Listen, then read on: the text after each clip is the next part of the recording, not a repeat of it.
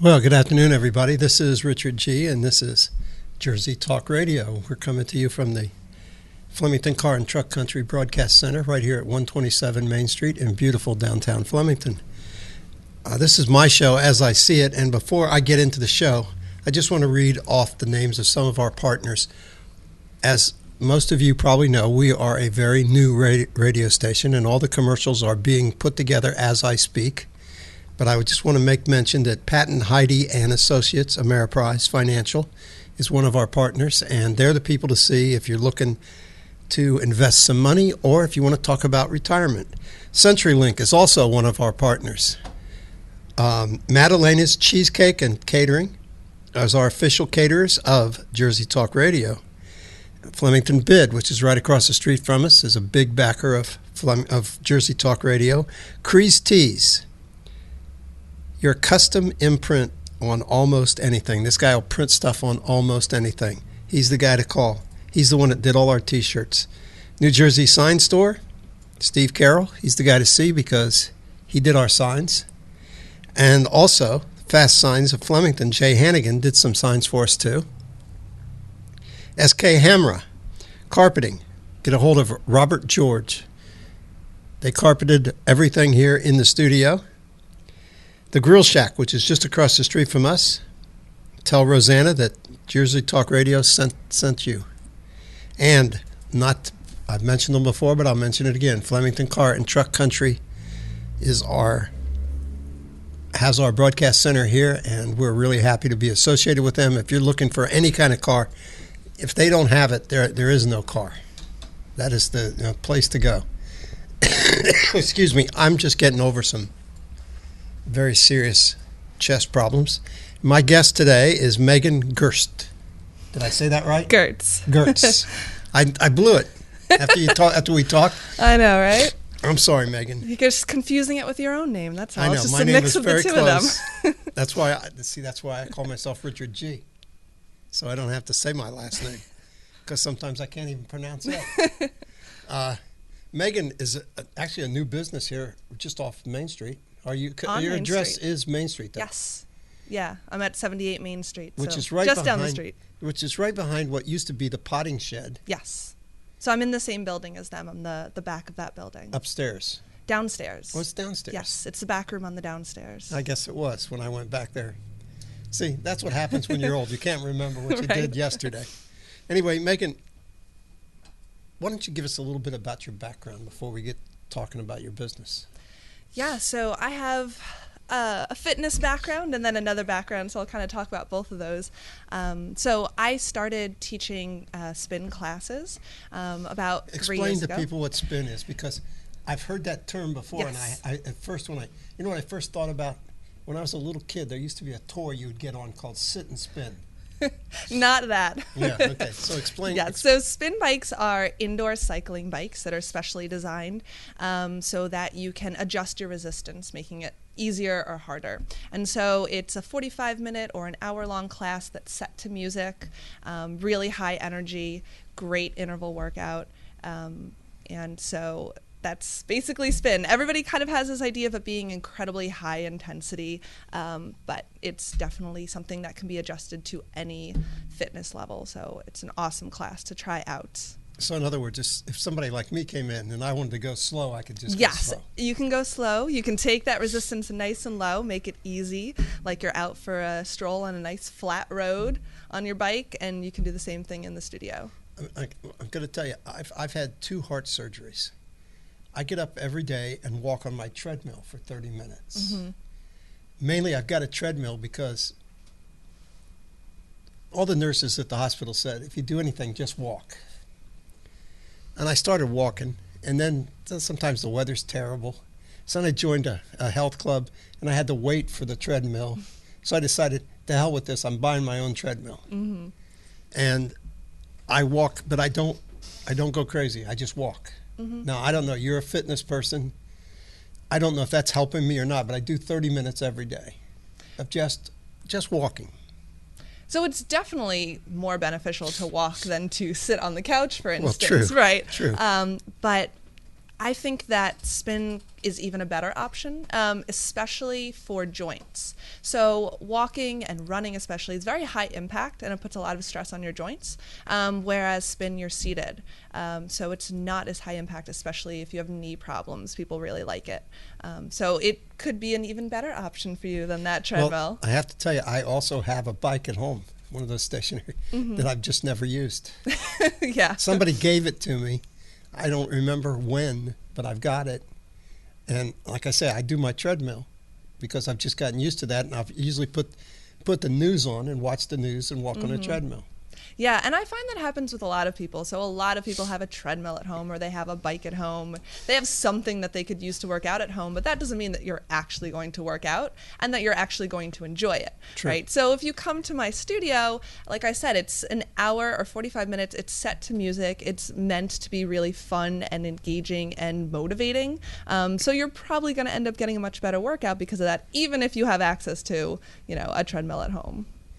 And when do you have your classes, or are they called classes? Yes. Okay. So we have classes. We have 12 bikes, so there's space for 12 people in each class. And we have them at all different times. So I have an early morning group who comes at 5:45 in the morning to spin with me.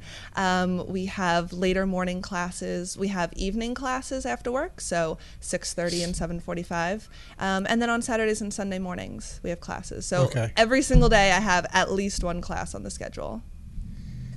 And is this your first business? This is my first business, yeah. Tell me what you think about owning your own business. Well, I was kind of prepared for it. My boyfriend owns his own business. My mother owns her own business. So I've kind of gotten to see what it was like. But it's definitely one of those things that takes up a lot more time than you ever expected, right? You realize that there's always something else that you could be doing.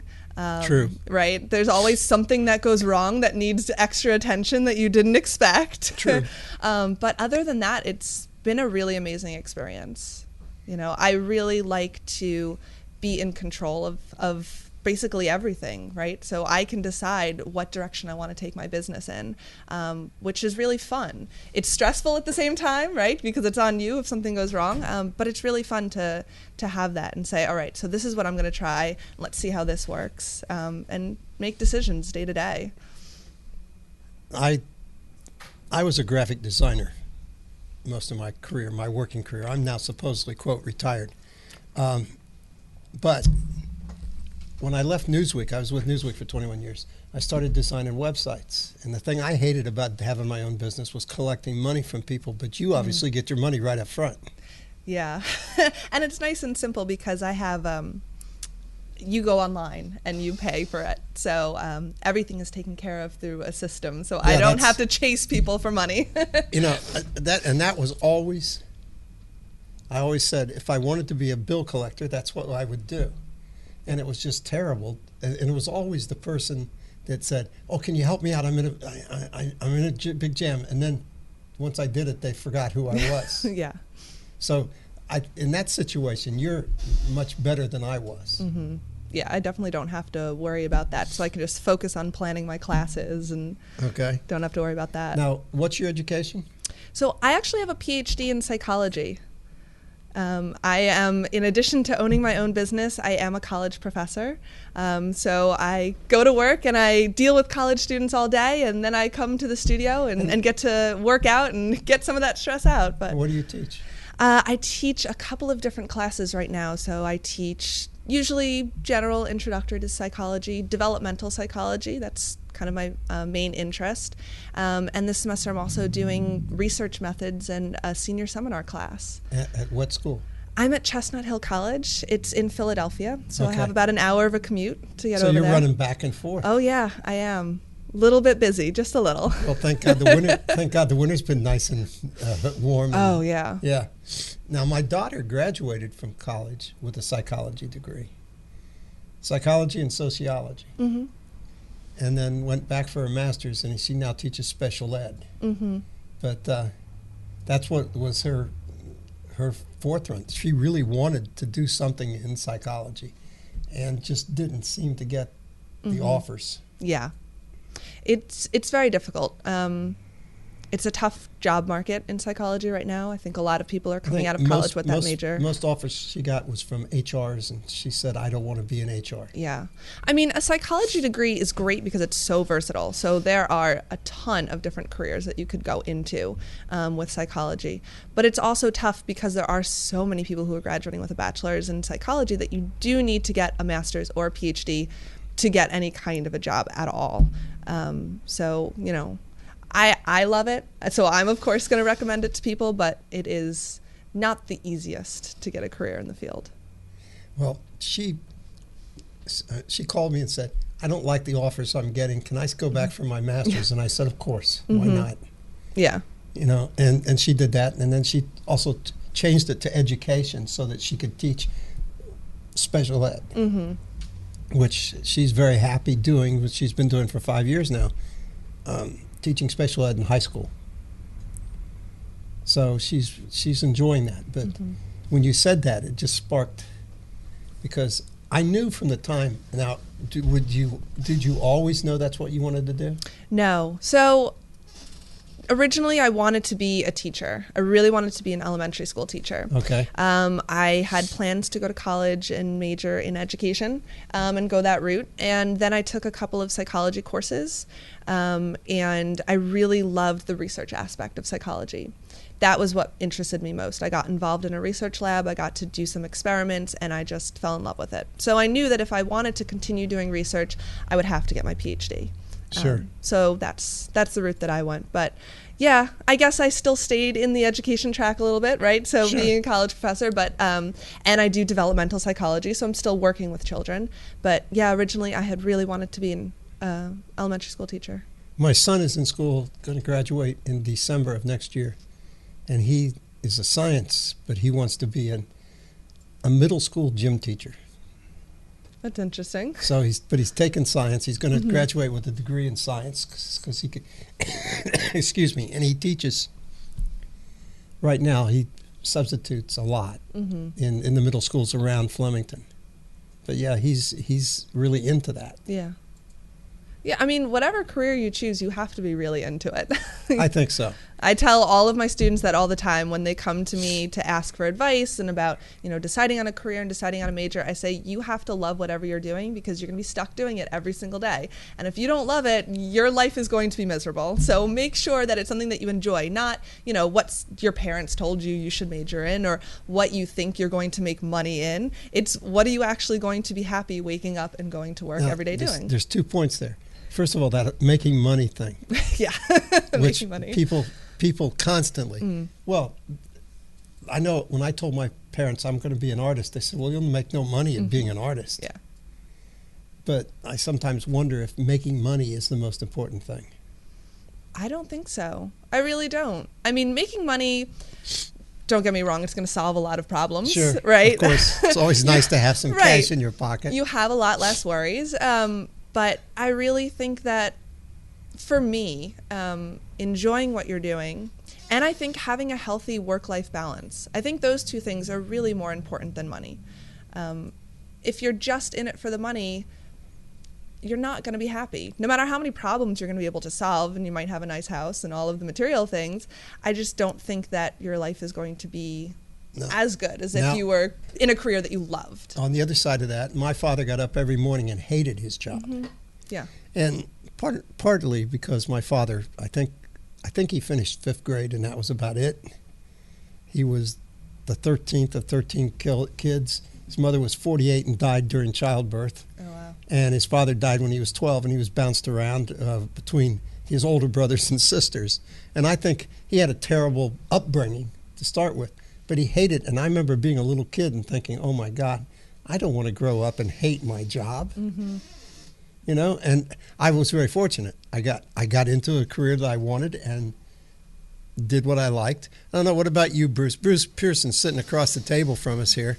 I know you've worked in a lot of areas. How do you feel about that? Well, I think there's a practical side, and then there's the, as you said, the fulfilling side. And unfortunately, I think most of us, if not virtually all of us, are driven by the practical side. Most people are forced in. I'm very fortunate because even though I've had many changes in the route, I'm still working in the field I was trained in. And I almost never meet people that went to school for XYZ and are working. Exactly. Yeah. I don't know if that's good or bad, but most of them don't think it's good. You know, I went to school for history, and right now I'm working, as a butcher. Now, do you regret going to school for history? And certainly the benefit of having a college degree goes far beyond your core Sure. discipline. But I don't know. There's something wrong with the system if you, first of all, aren't encouraged, and maybe that's just part of growing up. Maybe you don't know. Most people don't know what they want to do. And that's what the other thing, and I've talked about this with people at Hunterdon Central.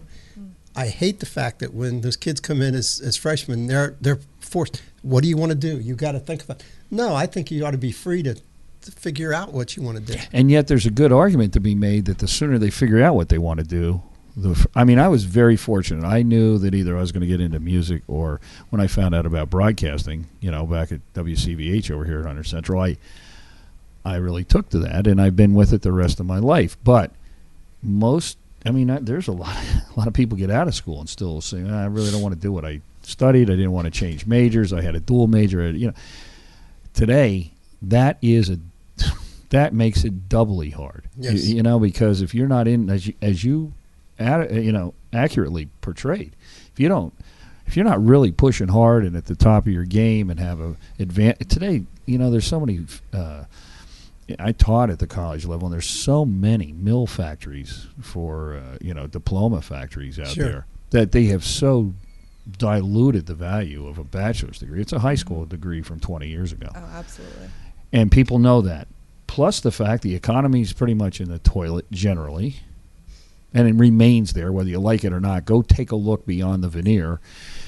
So how are you? You've got and we don't want to get off target. We want to talk about your business. No, we'll definitely get your business into this. But you started something with the psychology. Yeah, but I really think that, and it's been well known for generations in this country, small businesses are the driving engine. It's not a large company that's going to hire a lot. Yeah, okay, you used to have AT&T and General Motors and so on and so forth. Those days are gone. So small business is the only way to generate real jobs in this country.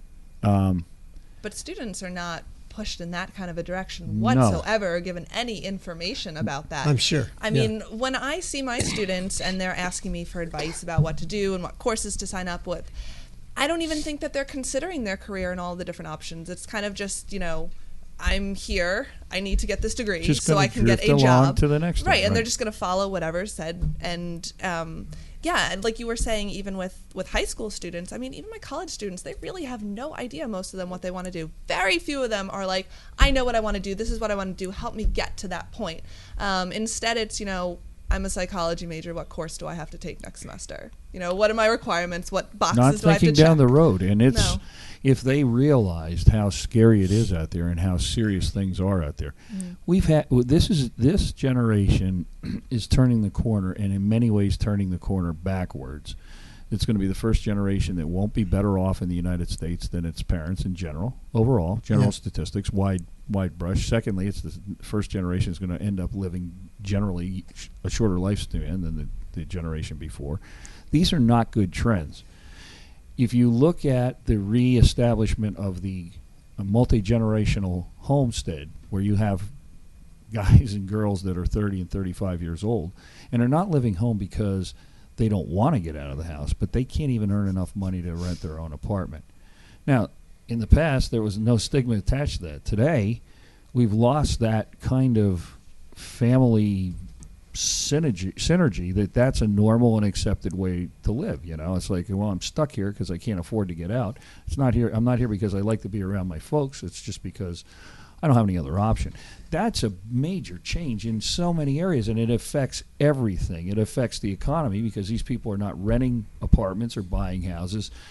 Very strange.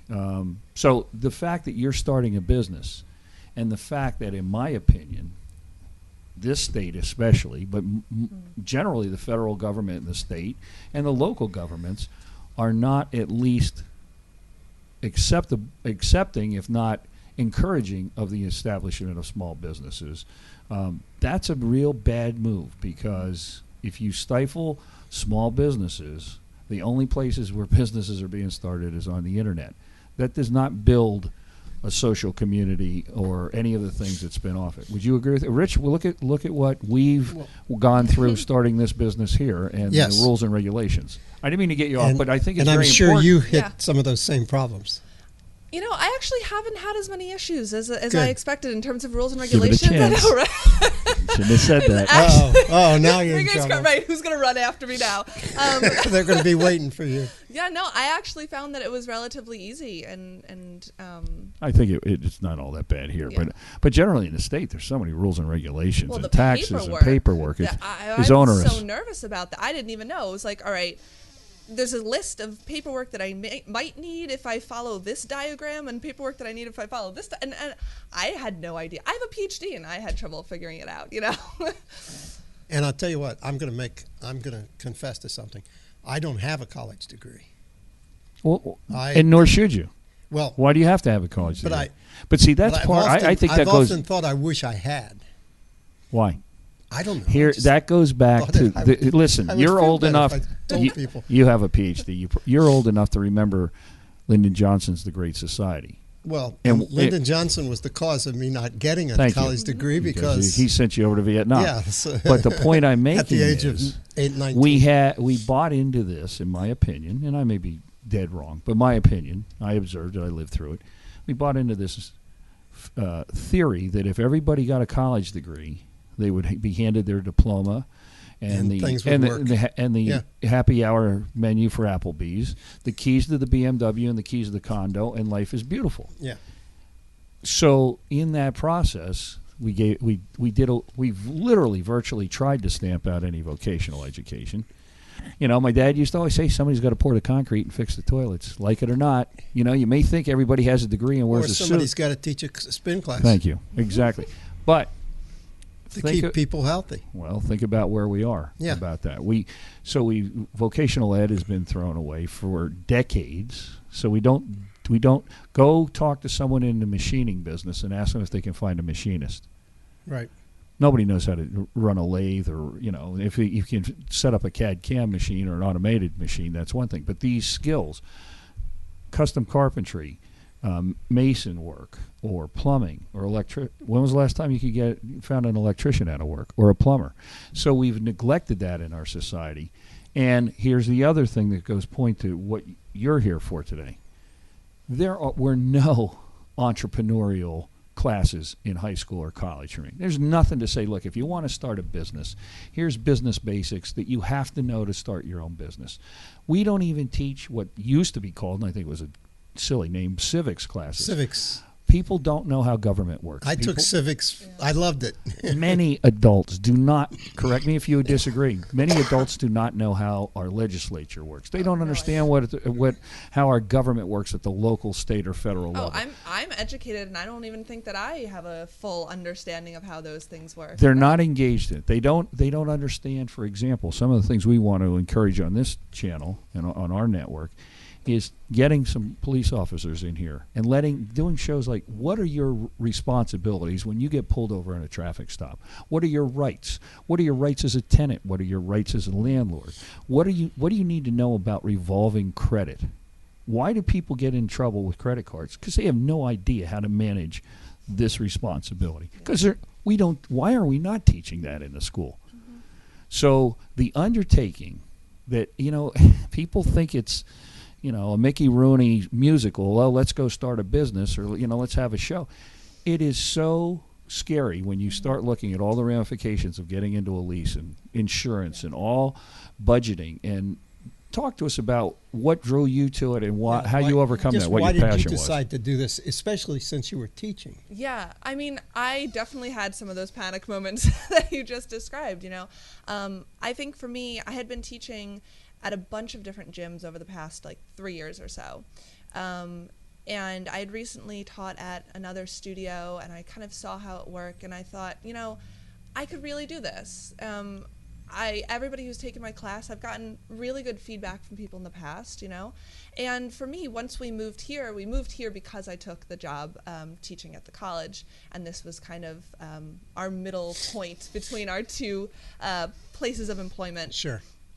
And we love the area, you know, we love New Hope and all of the flea markets and antique stores. Like, we really love this part of New Jersey.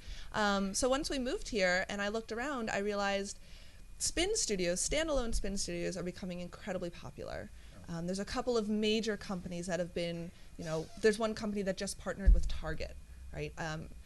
There's none in this area, none. The closest one that I could find was about 15 miles away. So I realized this is something that I love to do. This is something that I feel confident in. This is the perfect area to do it in. Let's open a business.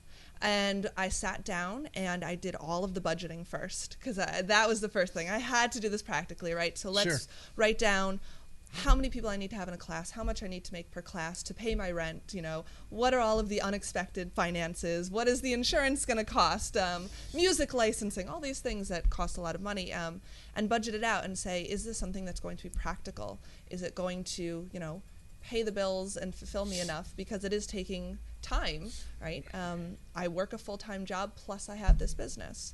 And so once I looked at the finances and I found a space that worked out great, I realized this is viable. This is something that I can do. It's something that's going to make me incredibly happy.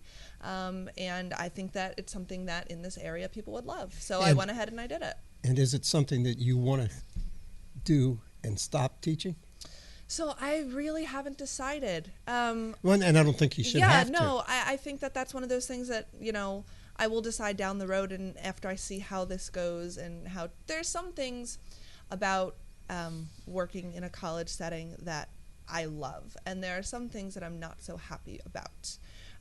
So it's going to be one of those things of seeing how I continue to feel and deciding. But, you know, it'd be great if I could keep both of them. It would be absolutely great.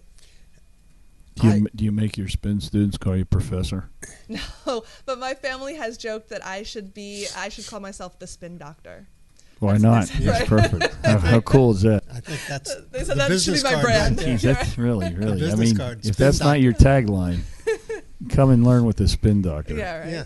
No, I make my my college students have to call me doctor, but no. Yeah. Where are you from originally? You say you like this area. I'm from Metuchen, Okay, so not too far away. exactly. You're a about an Jersey hour girl. away. Mm-hmm. Let me ask you this. Do you find that certain people in colleges are so isolated from the world that they just live a college life? I'm talking about the professors and the people that run the schools and things like that. Do you find that or not? At other schools, I have. Okay. I don't think that I find that at my school. So the school that I teach at right now is a Catholic school. So Okay. it's about half and half with nuns and academics. So it's a very different environment. That is. What is the name of the school again? Chestnut Hill College. Yeah, it's a small. It's a very Yeah. small school. It's about the size of some high schools. I think I Hunter and met Central is probably one of the larger. nuns from there once. Really? Yes. In a bar, actually. No. I was bringing an orphan back from Vietnam for a family in Philadelphia, and she was on vacation and got in to the plane and sat in this. Actually, they put the orphan at the window, put me on the aisle, and she was supposed to sit in the middle. And I said, "Do you mind if you take the window seat so I can have little Kim Ong sitting next to me?" And she came in a jogging suit and stuff, and I started talking to her and found out she was a nun. And I thought, oh, my God, what did I say before? Yeah. I And have moments like that every day. Because That's- actually, that is- he had when been you- in a bar beforehand. when you said that, I thought, yes, I did meet this lady, Wow. and she was a nun. And she, very nice lady, great conversations with her. She taught history, and we had nice conversations. And then the reason I asked you about people being isolated from the world, being so much into the college thing, is I met a guy once from Princeton who said, you were an associate editor at Newsweek? I said, yes. They said, what's your background? I said, well, my background is I was in the Army and I got out and I ended up getting a job. And you mean you don't have a degree? I said, no. He said, well, then why would they hire you? And I'm thinking, Subtle guy- and understated. This guy is very isolated from what goes on in the real world. And I'm not bad mouthing colleges. I'm not bad mouthing that whole, but this guy was just really rude. And I think you will find that at some of the larger research schools. You probably will find people who are very much in their ivory tower, who are very used to that setting and don't understand what happens, once students leave that setting. But I think I'm very lucky in that the school that I'm at has a really different worldview because of the nuns, really. Actually, I should say a little more. The guy And told many sore knuckles, probably, too, right? The sisters are so sweet. It's bummer. amazing how sweet they are.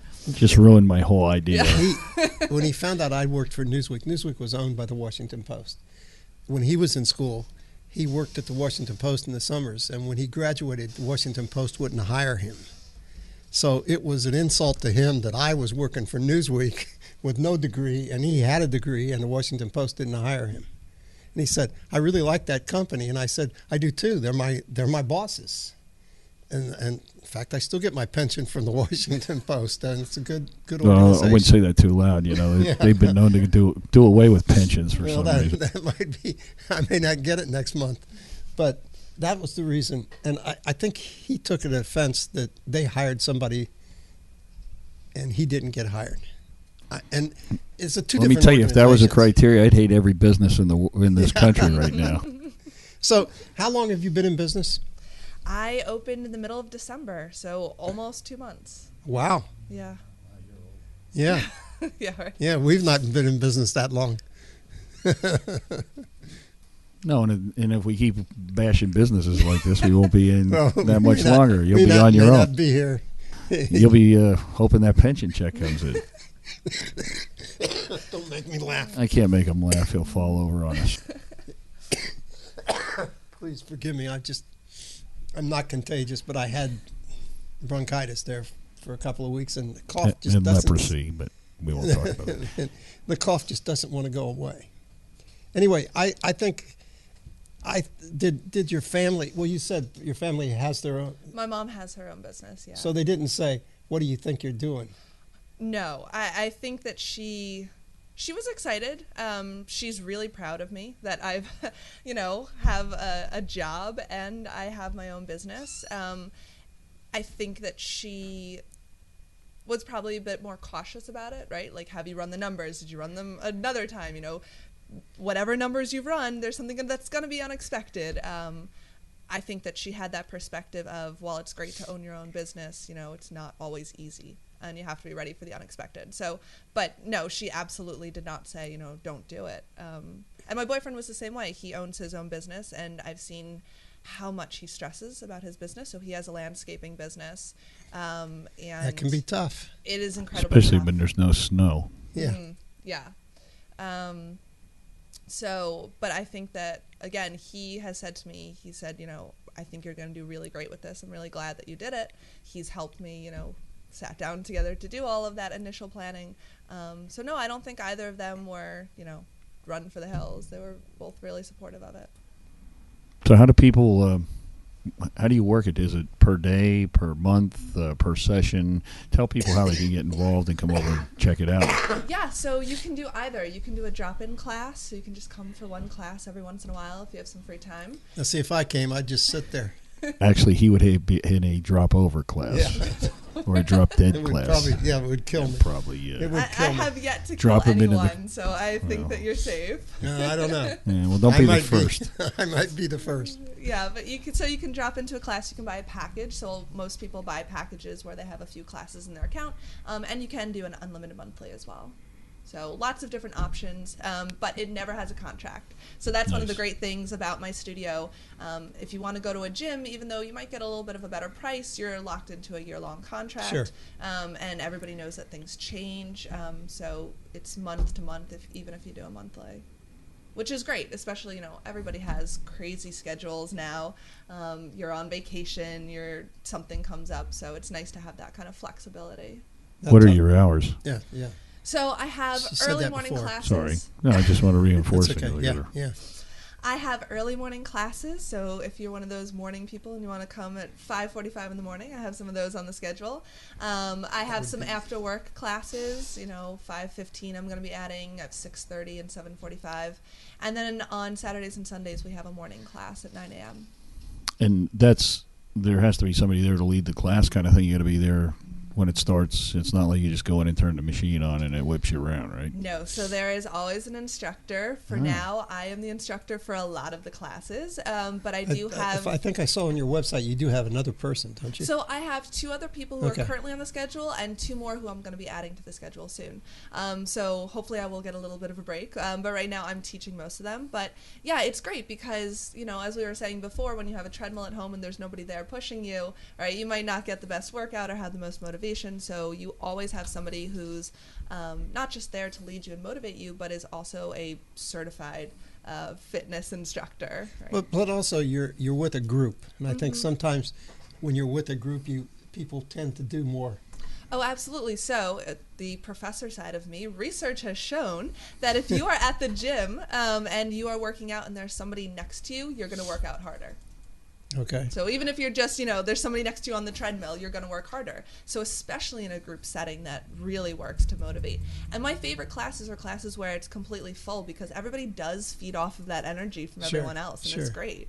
I remember that scene from, well, you were in the movie Frankenstein, because obviously when all the townspeople got together with their pitchforks and their torches, it was that group synergy that helped it too. I'm just being facetious, but so when people. So I got to ask this question. All right, what's the mix of men to women?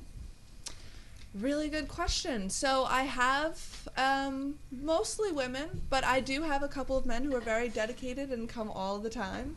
So it's definitely been a pretty fair mix, but probably 80% women. Mostly single women? I didn't take those demographics, so I don't know. That question was texted in from the chat room, not from me. That's not on the dating happy hour class. You don't have a profile of all your students. Yeah, no, right. I don't think so. I would think not. So tell me what is the benefits of coming in there? Let's say if I came in once a week and did a spin class, what's my benefits? So there's lots of benefits. As I said before, the great thing about spin compared to a lot of other kinds of cardio workouts is how low impact it is, right? So a lot of people can't do, running or Zumba or whatever, these other kinds of classes, because it puts a lot of stress on their joints, especially people who have bad knees. So it's great for that. So it'll give your joints a break. It's a good cross training. So even if you're doing other kinds of exercise, it's nice to take that break and switch it up. All of my classes are completely different. So I'll never do the same class twice. So you're always getting something new. You're working cardiovascular endurance. I throw a lot of high intensity interval training, which is the best fat burner if you're going for cardio, right? So you can get a 30-minute class of interval versus 30 minutes of walking on the treadmill, burning a lot more calories, burning a lot more fat. So what kind of music? What are the music selections? I should have never said anything about that treadmill. Well, truth hurts, man. Right? So it depends on who's teaching. Everybody has their own musical styles, but I definitely switch it up. And I can see who's coming to class that day, and I know my clients pretty well. And I kind of know demographics, so I'll switch it up. Sometimes I'll throw in some, old Montavani or something like that, or usually, it's Burt Bacharach or whatever. No, just kidding. It's definitely a healthy mix of, today club music and older music. Interesting. Actually, I'm going to have to tell my son. My son does a lot of running. Mm-hmm. My son's a 4th-degree black belt in Taekwondo. Yep. He does an instructor. And he's an instructor. But he does a lot of running. He runs a lot of 5Ks, and he's trying to break his 20-minute mark on 5Ks. Oh, wow. And he's running some half marathons, and I think he just broke his time. An hour and 30 minutes. I'm not even going to say what my time was when I tried to have marathon. Mine was a week and 30 minutes. But I was walking backwards. He's complained some bit about his joints. Well, so I did a half marathon a couple years ago. It was kind of one of those, like, I'm going to do this before this age, and that's that. And It was awful. Training for it was awful because I have really bad shin splints. Mm-hmm. And so, I was having these days where I was doing 10 miles and then I would sit on the couch the rest of the day icing my shins in complete pain. Sure. So for me, running just doesn't work. It is just way too high impact, whereas spinning doesn't bother my shins. And yet, having worked in emergency medicine anyway for many years, the immobility of joints is the biggest culprit in causing the degeneration in older people, that they lose. It's that downward spiral. You don't walk, so your joints are stiffer, and you build up deposits, and you build up arthritis. So then you feel like walking less because it hurts and it's worse. And it's just so, by moving those joints and getting the blood flow going, that can't be, and without beating the daylights out of yourself. And that's why I started walking. A fast walk will get your pulse up just as bad as a run. And if you keep that up for a long time, that is much less impactful than pounding down the pavement with your whole body weight on your ankles and knees. Actually, all I the think time. my son would be interested because he rides his bike also. But the problem is with the weather. Yeah, so I have a lot of people who do come in because they ride their bike outside, and especially for the winter, it's a great way for them to come inside. So I do have a fair amount of people who have road bikes, who ride their road bikes all the time. But, if it's raining out, if it's bad weather out, if it's just dark out, right, if the only time you can get your workout in is night, then it's nice to come inside and have that option. It also worries me with the drivers in Hunterdon County. Oh, yeah. A lot of people have been injured on I bicycles. was talking to somebody at the turkey trot. I was talking to her, and she said that she had been hit by a car twice riding her bike. There's and by no the risk same of that car, in the which studio. makes it very ironic. It wasn't me. And it was her husband, ironically. Did you run the turkey trot? No, but I was out there handing out flyers. Oh. We were sitting in here watching Yeah, it. it was in here. My son ran it. My son and daughter both. My daughter ran it too. Yes, that's correct. And Well, here's a tough business but question. we were for in you. here. We were Yeah, in we the were in warm, Yeah, nice. waving at It wasn't too bad that day. No, it was No. actually Awesome. pretty nice. So we've seen, as we see with a lot of businesses and trends and fads, to use the negative term, like you said, we saw Zumba, and I'm not maligning any of these. I'm just saying you see them, they peak, and they, the Gold's Gym and Snap Fitness, and they come and they go.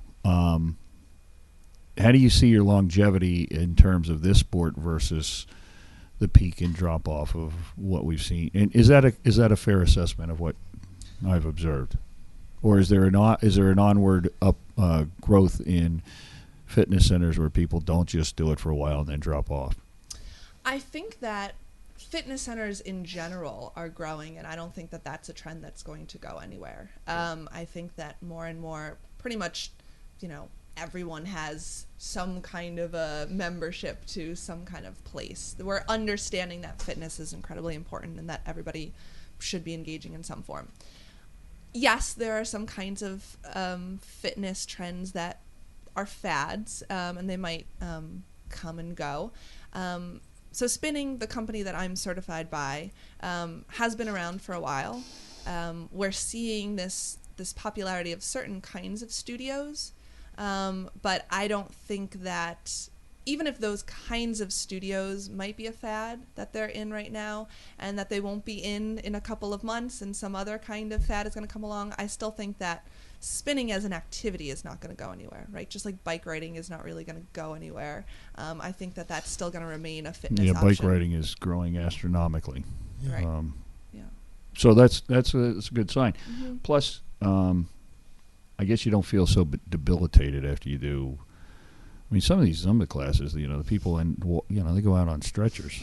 They just beat the daylights out of them. After an hour, they can hardly walk. I always say I'm not not coordinated enough for Zumba. I teach a lot of different kinds of fitness classes, but Zumba is the one that I cannot do. But so one of the things that I do, and I'm going to do more as I continue to grow my membership, is doing, in addition to just straight cycling classes, I do what I refer to as fusion classes. So sometimes in a fusion class, you might do about 30 or 40 minutes on the bike, and then the rest of the class we're doing strength training and core work off the bike. So you get a little bit of everything. And so that's great also for people who, can't go that full hour on the bike, and you can get a full body workout without feeling dead at the end of it. So that's a typical exercise bike.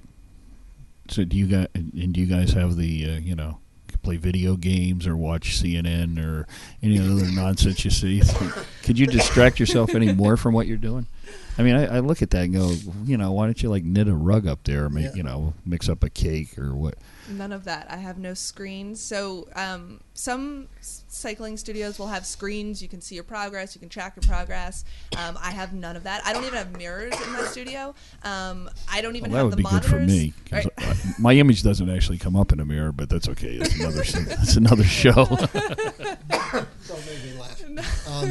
No, I don't have any of that because I really want I've seen the people. bikes that's got, you could ride the Grand Canyon or whatever. Yeah. I like that virtual reality stuff. Take a trip to Vancouver and all that. See, I think that that's nice sometimes, but I also think that that's a real distraction. So I really want my students to focus. When they're on the bike, you should be focused on the bike. So I am constantly giving reminders of this is what good form feels like. This is what you should be thinking about. This is what you should be visualizing. This is what you should be going over in your mind as you're spinning. You shouldn't be going over your grocery list. You shouldn't be thinking about your to-do list. You shouldn't be doing any of these other things, but focusing on your breath and focusing on the movement. So you're not going to get hurt. You're going to get the best time out of your workout. And so, it's 45 minutes to an hour of filtering out everything. I have to tell you, I'm not like most people, but let me tell you, I'm just the opposite of that. Because when I used to run, I was in cross country, winter track, and you'd be out there, and all I'm saying is, man, this really sucks. I feel terrible. It's sleeting and all the. I love the distraction. It's like, to me, it's like laying on the beach with nothing to do. All you do is think about, holy smoke, it's hot out here. This is uncomfortable. I'd like to have a beer. I'm probably getting skin cancer. This is not a lot of fun. Whereas if you're doing, I could put on one of our interviews or a radio show or something like that, and bada bing, I'm enjoying it. I'm enjoying the view. So I don't know. To me, it would be.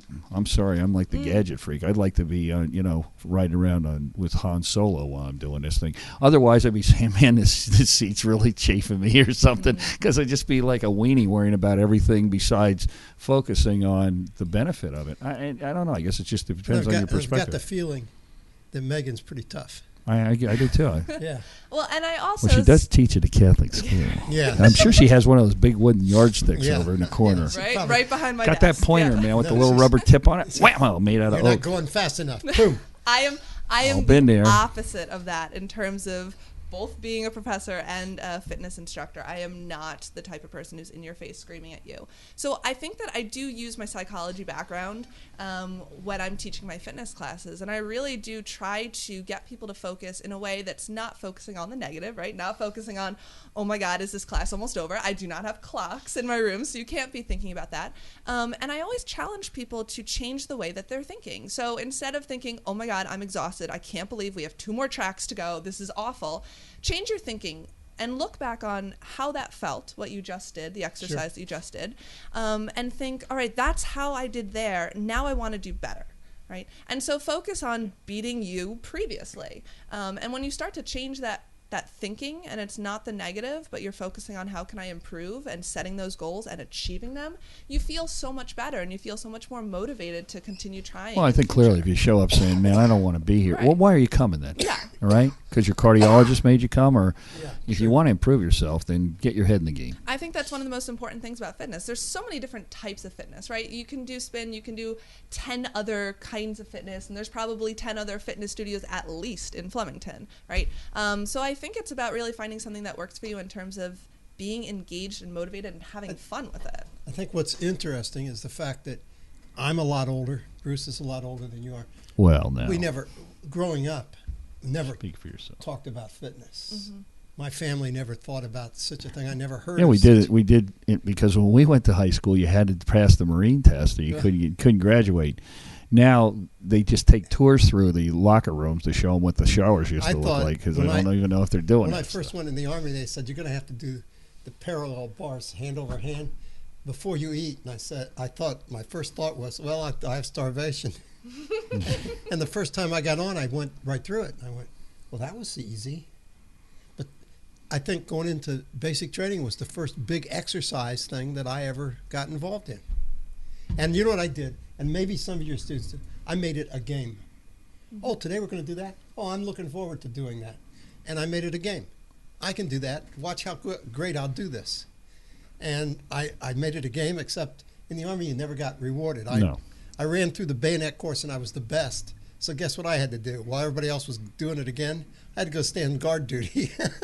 You That through was it. my reward. Well, you didn't have to practice anymore. Yeah. Well, I But- went through boot camp at 32, and let me tell Oh. you, it liked to kill me. No, I was That was young. not I was funny. 19.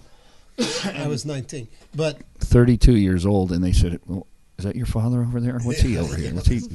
You know, we told him we were the thing prison is row. that Prison it was guys. not something that I grew up thinking about. I think all the younger people today do think about that. That's why gyms like Planet Fitness and stuff are around, because there's more people younger. Well, obviously not all of them, because we have this obesity problem in this Yeah, country. well, So we- some of them are thinking about where to get the next Big Mac deal. Yeah, But it's well, good, though. I think you're right. No, I think fulfilling something that we need in the community. And we want to thank you for that. I think it's a great Thank idea. you. It's what you're doing, and I'm glad that you got in touch with me, because to tell you the truth, I wouldn't have known you were there. Yeah. It's hard to get your name out when you're You gotta just starting const- as a small You business, got to constantly you know? work at it. Well, so I am at this point talking to anybody I possibly can. Sure. So I'm working with other businesses that are complementary. I am doing a couple of fundraisers coming up for a couple of organizations that are local. I'm so excited. I just started a couple of days ago with this great organization that's called Sweat Angels. And basically what happens is every time somebody comes into my gym and Sounds like girls I dated when I was in school. Actually, we didn't call them Sweat Angels. Similar. I don't mean to impugn the rate organization. Sorry. I won't tell them you said that.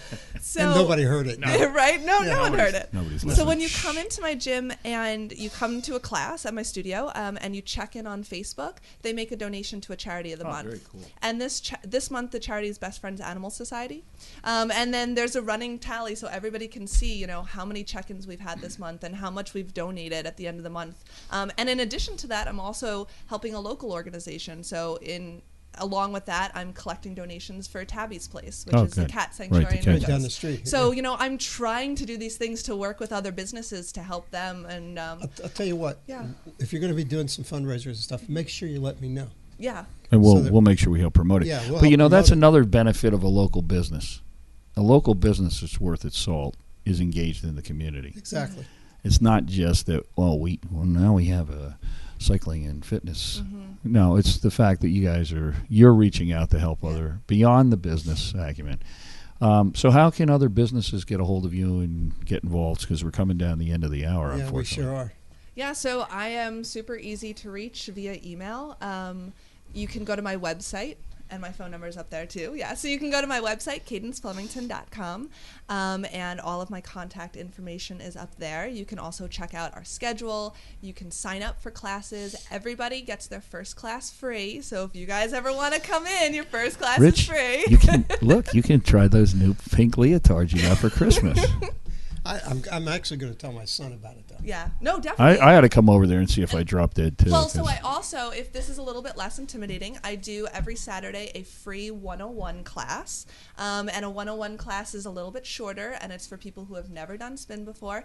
And you can come in and I explain everything. We take it nice and slow, so you learn all the terminology, you learn how the bikes work, you learn everything, what cadence means, right? You guys have to come in and find out all I'm a that. drummer. I know what cadence is. So A lot of people do not know what cadence means, I know and I that, get a I'm just- lot of phone calls of, "Hi, is this Cadence?" And it's No, this that's is, not my this is name. Megan, the business is Cadence, but thanks for calling. oh, man, that's funny. How many people are in an average size class? So I have 12 bikes. 12. So Okay, we I'm can put sorry. up to 12. I'm sorry. I was probably working on. Yeah, I think you were. I've seen the picture on your website, how the bikes are set up in the room, Yes, so it's a semicircle. and then you or whoever's in charge is right up front. So it's Cracking a the circle. whip and- there. Yes, not cracking the whip, Faster. but Cracking Faster. knuckles, actually. Faster. No, I think it's great. We really want to wish you all the best. thank you very Being much. a new business in the area, which is one of the things that Flemington needs. It's a lot of Absolutely. new businesses and also small businesses. And you become a part of the community. I was going to say, if you're at ShopRite and you get in a conversation with somebody, tell them what you do. Always let people know what you do, because that's how you spread it. And you never know who you might be talking to. Yeah.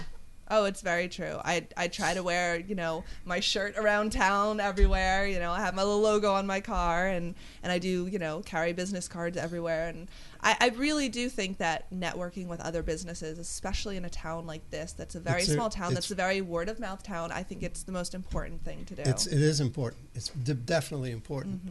I want to thank you for coming in. Thank you so much for having Absolutely. me. I really enjoyed Learned this. a lot. It's been fun. We wish you all the best. Yeah, I know. We want you to be a regular guest here. We teased you, but we teased you a bit. we love you. But you can come I'm back. fine. I deal with college students every day. I'm used to Oh, yeah. teasing. It's just, you just told us We're we were not at that kids. level. You know, this- we just told we us don't we're have that kids. intelligence, but No, you could come back anytime. Awesome. Thank you. And like I said before, let me know when you're going to do some kind of a special event or something, and we'll definitely. oh yeah, let we'll definitely people help. know. We'll help you any way we can. Yeah. Awesome. And keep up the good work. Keep up for all the extra causes that you're working with. And I don't think anybody has any idea how tough it is to work a full-time professorship, and And then also, then come back and do this weekends. And good for you. I'm sure Thank there's you. sometimes in the evenings you go, I do not want to go there. The times that I leave my Just house fatigued, at 6:30 in the morning and I don't get home until 9 o'clock, You feel like you're working in television. Yeah. Well, very good. And we'll come down and see you. I'll come down there. You Yeah. put up a poster of what happens when things go wrong. That kind of stuff. But As I said, I I- haven't lost actually, anyone I- yet, so I stopped in one day around noon, but she's never there at noon, so she's teaching. I know. She's I down. didn't know that. She's breaking knuckles down in Philly. Yes. So. exactly Anyway, what I'm it doing. was great. Thank you meeting so much. Thank you. Thank you, you, Megan. We guys. appreciate it. And our next show is supposed to be David White, and he's not here.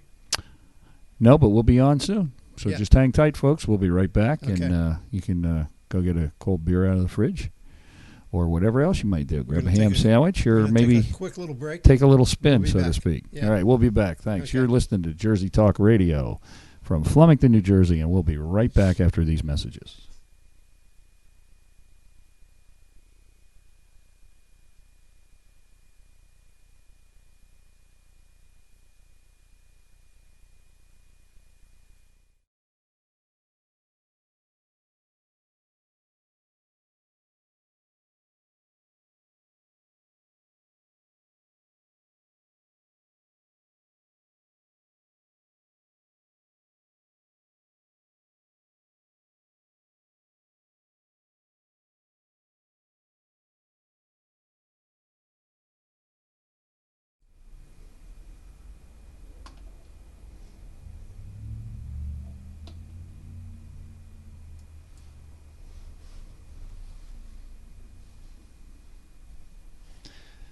Welcome to JerseyTalkRadio.com. I'm Bruce Pearson, hosting a show with David White. And David, we've always had interesting discussions in your show about the art and science of business and your expertise in assisting businesses, especially smaller businesses and businesses that are family-owned and operated, single generation or multi-generational.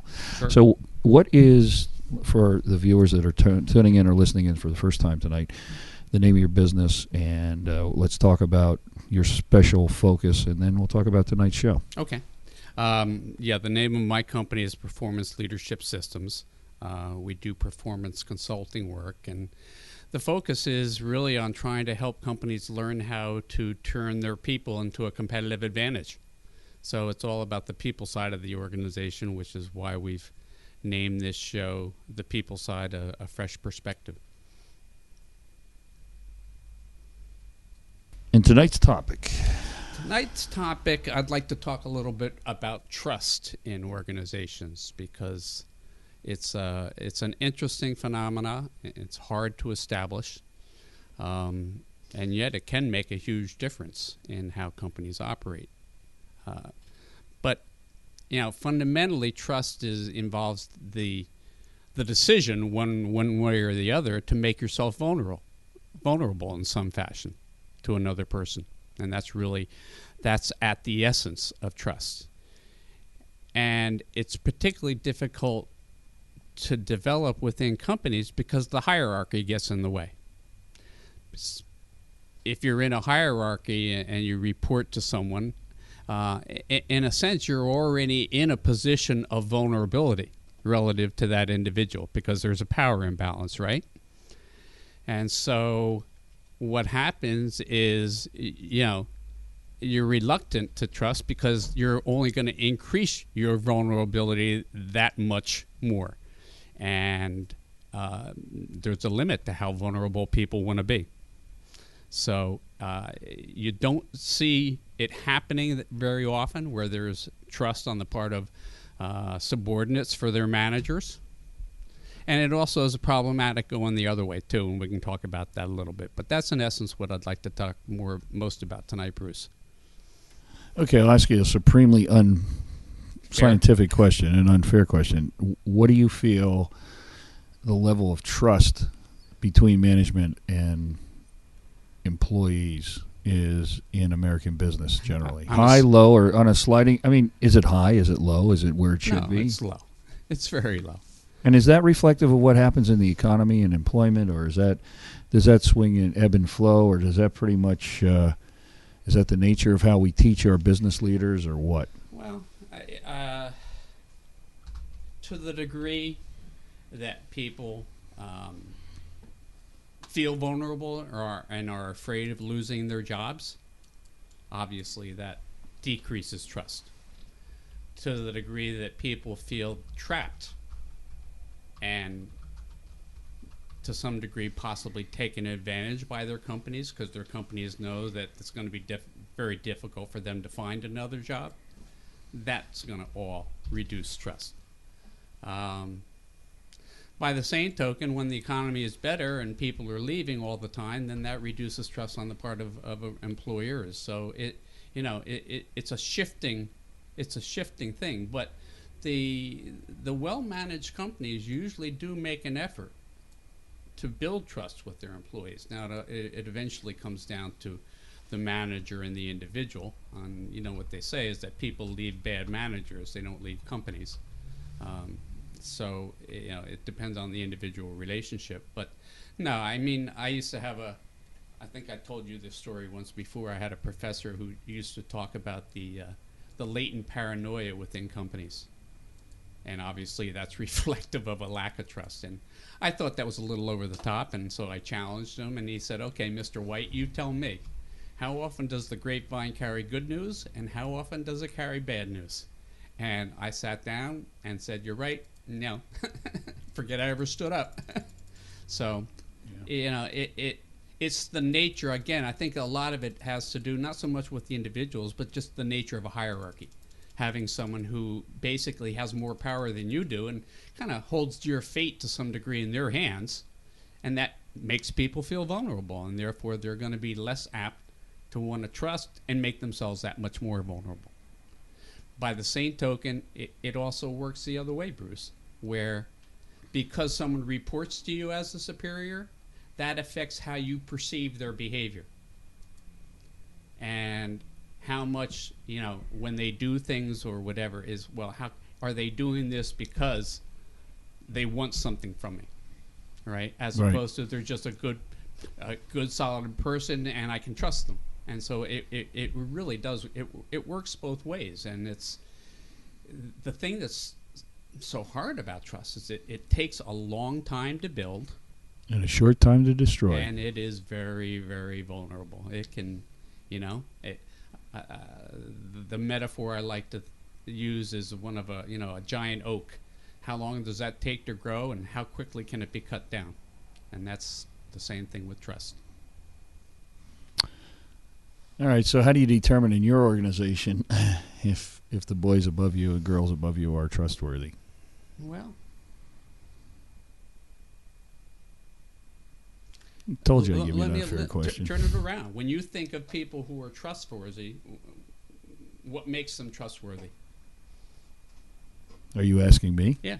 Because it varies for each individual. Well, that their value system doesn't swing in the breeze like the Garden Gate, that they do not succumb to outside pressures at your expense without good reason, or without at least advising you that they don't blindside you. You're not sandbagged and made the sacrificial chicken. I mean, there's a number of tangible ways that you're not thrown in front of the bus every time something goes wrong. You're scapegoated. Exactly. Yeah. Hung out to dry. That they do not put the rank in front of every good achievement, and by your lack of input, insinuate or directly blame you for every negative outcome. Okay, so they don't because you're not there to speak for yourself. And so the guys under me yeah, screwed up. They're not grabbing the credit for stuff that you've done On the that's good side and Yeah. nailing you to the wall on the back side of it. Yeah, when it's Okay. convenient for them. I continually don't understand why businesses don't at least, even if they don't, and they can make it very clear that they don't have to take the advice or the suggestions, why they don't solicit input from anyone below the executive office in Mhm. most cases. The silly little suggestion box is an indicator of whether they value your intelligence or your commitment to the company, to Right. the organization. Right. They don't have to read them. They could be filled with spitballs and candy wrappers. But there may be a lot of good ideas floating around in there that could help the company. Yeah. There just may be one or two that could save them big money. Sure. Yeah. In a previous life doing consulting work, we used to do a lot of employee surveys. And the beauty of an employee survey is that it bypasses all of the different levels of the hierarchy, right? Mm-hmm. And part of the problems of communications within a company is it's the old telephone game. Going down through 5 levels is the same as having 5 people around a table, and you start with one message and it ends up completely different and distorted by the time you get to the 6th person. Right. Well, the same thing happens to communications that's going up, and it also happens to it happens to communications going down, but it also happens to communications going up. The other thing is, if there's a lack of trust, it impacts the communications. And how many companies, and think about your own experience, Bruce. Did you talk? I'd rather not, actually. Sorry. How but I'd rather often not. did you talk to your boss the same way you talk to a coworker?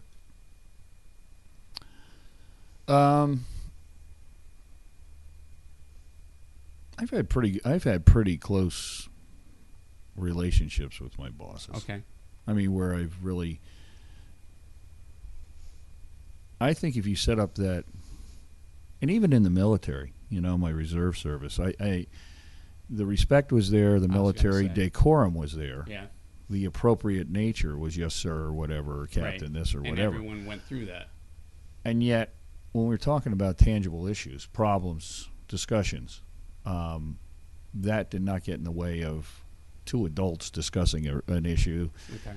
on an even keel. Mm-hmm. Now, when it got to the point of policy, protocol, procedure, and so on, then I would defer to military discipline to say, well, sir, it's up to you. Right. It's your But here's the deal. I mean, this guy did this, or this happened here, and this is Mhm. my suggestion, or this might work better. There was no silly, constructed framework that, Mhm. that got in the way to that. I know it's inevitable when somebody's got the hammer over your head, whether it's figuratively or literally, that you don't measure your words hopefully better than you would to a subordinate. But having or said even that, a coworker. a coworker. Sure.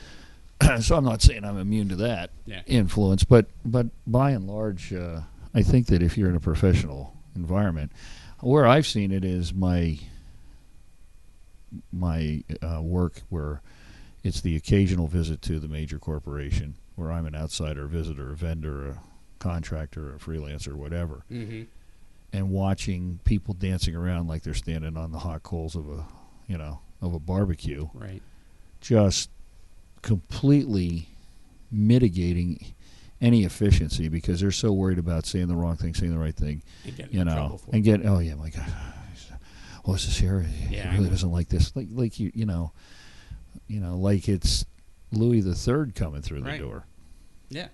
To the point where it's distracting, it's self-defeating, it's silly. Well, it interferes with the communication. It absolutely interferes with the job. Yeah. Sure. It's like, come on, why don't you guys lighten up? I mean, This guy's not going to bite your head off. Well, some Maybe he people- is. Yeah, exactly. Or she is. We've got to mention that we're going to welcome calls.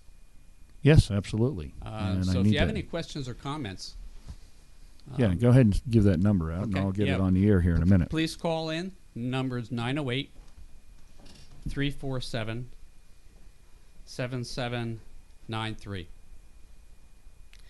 The other interesting phenomena about trust, and this is just my own perspective, Bruce, but I think as you go higher within the organization, the trust level actually decreases because the people have increasingly more to lose and there's more at risk. So they feel more vulnerable than ever, believe it or not, even though they may be higher in the hierarchy. A great story I heard from a fellow consultant was he was working with a very large company executive team, and he was in there doing consulting work. And they would have meetings with the CEO. And the CEO would talk to members of the executive team but would refuse to make eye contact with them. He would never, when he was talking to someone, he would never make eye contact with them. Well, you can imagine how uncomfortable that made everybody. And it was a power tactic to keep people intimidated. And the consultant said, this is a very large company, so these people around that table were being very, very well compensated, and they were all terrified. And this CEO purposely kept each and every one of those people off balance. Well, I think that's disingenuous and Yeah. sneaky and silly, Yeah, unprofessional. but it happens. I've heard stories. I worked for one company and had actually a person who was a very good manager, and he got called to speak to the board, not the board of trustees, but not the board of directors, but the executive committee board. And he went up and went into the conference room, and every person around that table was sitting like this with their elbows spread, and their elbows were practically touching one another. And no one would move, even though he invited him to the meeting. No one would move, right, to make room for him at That's that table. sick. That's childish. Yeah, but it's they're protecting their turf. Well, Because- literally. Yeah, and you think there wasn't backbiting and infighting between that group? Everyone's jockeying position, and everyone's a potential threat to what they have. And what so- was his job? Pardon? What was his? Well, later on, he became the head of HR, which was interesting. And he I'm not going to name the company, but he said, I think he should. no. He told me in confidence that, had he known the respect that the CEO had for HR, he never would have taken the job. And I think he eventually ended up leaving. But he was a very solid individual. And but I mean, it just gives you an idea of what happens at that level. And stop and think about it. You have two executive committees, Bruce. One of them has worked for a long time together. They've been through a lot of problems together. They've fought with each other. They've argued with each other, but they've always managed to come up with solutions that worked, and they've been successful. All right? And then you have another executive committee that there's backbiting, there's hidden agendas, people are, positioning themselves for the president's job and, backstabbing kind of things. Take those two committees and now put them in this situation. The company's going through a really difficult time, and they're losing money. And the president, leads this board, this executive committee, has just been notified that he's got 6 months to turn it around or he's gone. Now, what do you think's going to happen differently between those two companies in terms of those executive boards? More specifically, what is the likelihood that a CEO is going to take the second committee and say, look, here's the situation, folks. I've got 6 months, and that's all I've got. We got to turn this around, or I'm going to lose my job. Is that person going to say that with all the board that's doing all the backbiting? Point taken. Yeah. So which one is going to be more effective in the long run? I mean, if you had to put your money down on which of those boards do you think is going to be best for the work the most effectively, which one do you think it's going to be? Right? Well, you're the expert, so Well, it's going to be the one that people can talk and they do trust to one another. Of course. And they can disagree with each other without taking it personally. And they're not backbiting. I mean, they may not like each other even, but they can work together. And that's the important thing. So whatever happened in that company? This is actually it's a case study that I used when I do executive team building. I usually start the executive team building off with this exercise so that they can see how that single factor, the issue of trust, can have such a dramatic impact on how they function as a team. So in those situations, how many companies take your advice in your past history and actually do that? Actually do what? Take your advice and implement it. You mean in the team building? Yes. My job is not really to give them advice. My job is to take them through a process where they discover how they're functioning and can generate ways to become more effective. I can point them in the right direction, but the model I use for consulting is not a doctor-patient model. It's more of a joint problem-solving model. And there's a big difference. So I'm not saying, okay, do this or do that. I really don't work that way. Okay. They've got to have a hand in the generation of the solution so that they take ownership of it. Otherwise, well, we did what the consultant said and it didn't work, so not my fault. And a lot of big companies use consultants that way, so they got a potential scapegoat.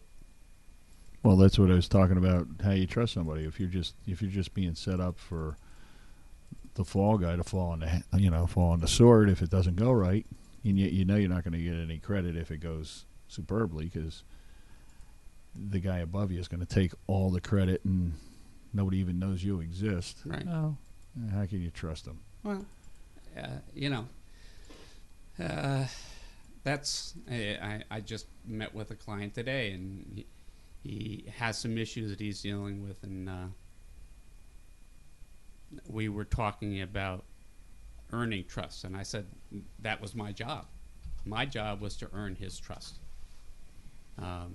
because he was dealing with some potential new people that were asking for a lot of money, and he was kind of balking at it and say, I don't know these people. I don't necessarily trust them.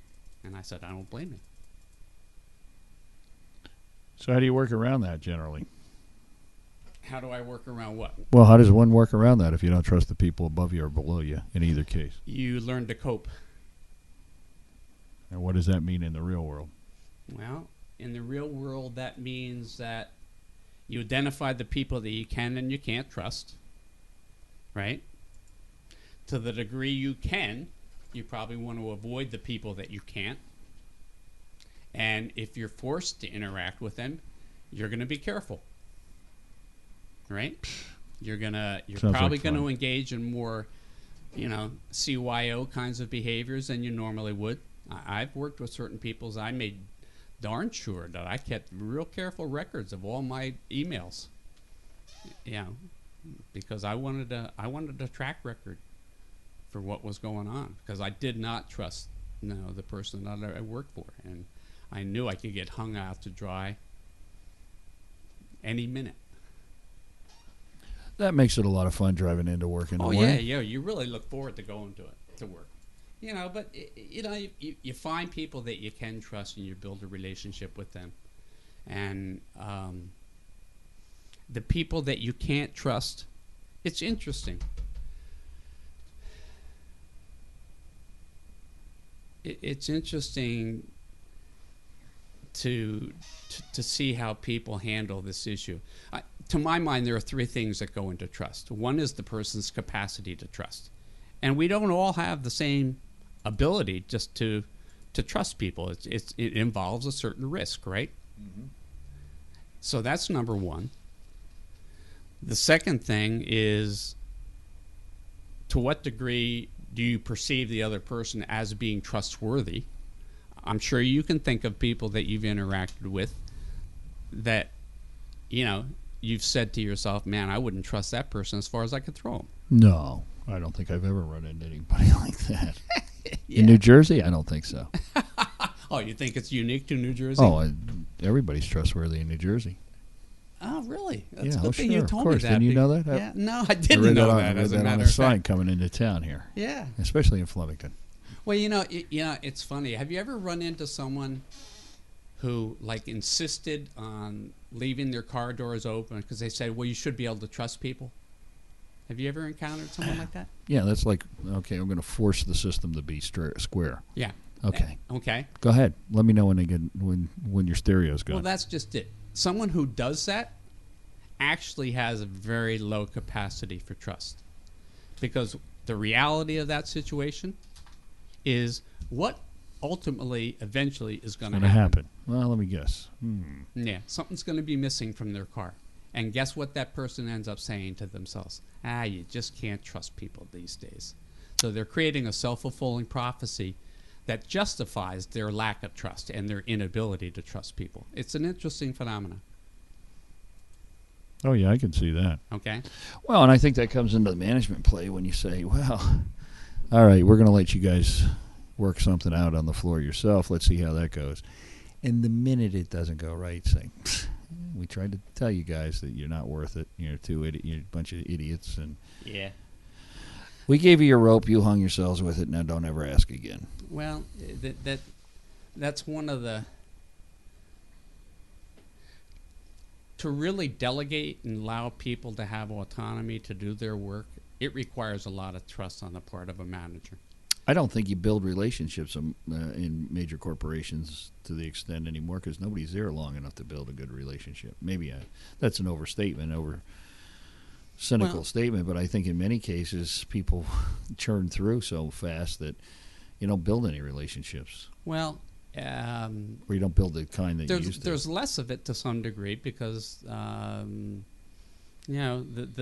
days of a 20 and 30 year career are pretty much gone, right? Yeah. Unless you're in Congress.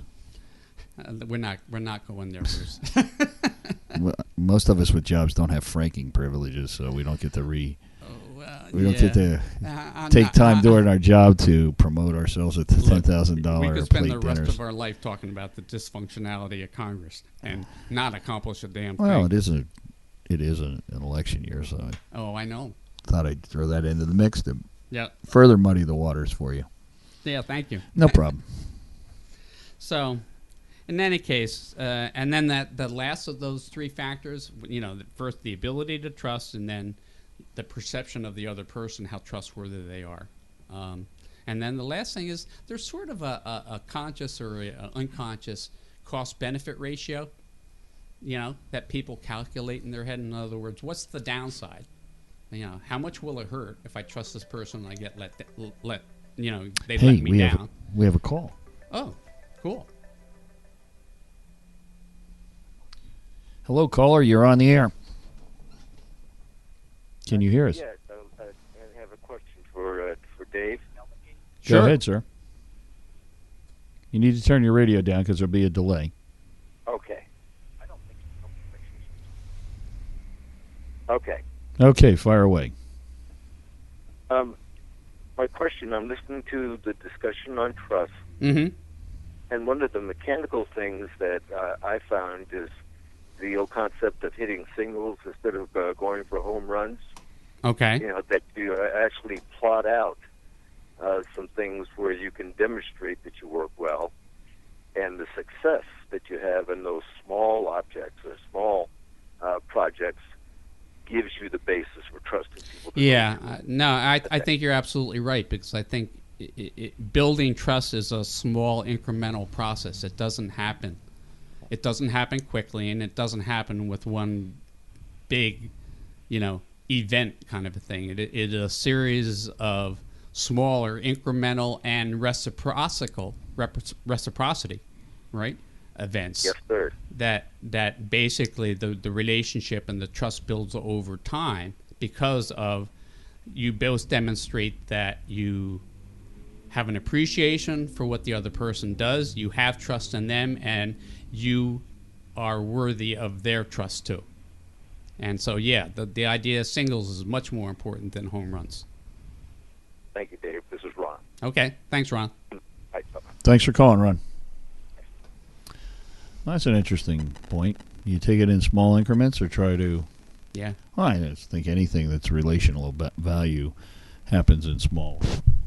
Yeah. Unless you save somebody's going over the cliff by grabbing onto their shirt collar, I guess. Maybe those things happen quickly. But other than that, it's probably kind of a much more plotting, methodical process. Right. Yeah, it's a give and take for the most part. So, the other point I wanted to make about trust was that, I think there's something inherently, people want to be able to trust people. I think it's kind of, we'd like to be able to. And so, I don't want to say there's a yearning for it, but you want to have it. Because let's face it, your most important relationships typically are characterized by a certain degree of trust, wouldn't you say? Yeah, but I also feel that in today's more competitive society, I think that it's a value that is harder and harder to find.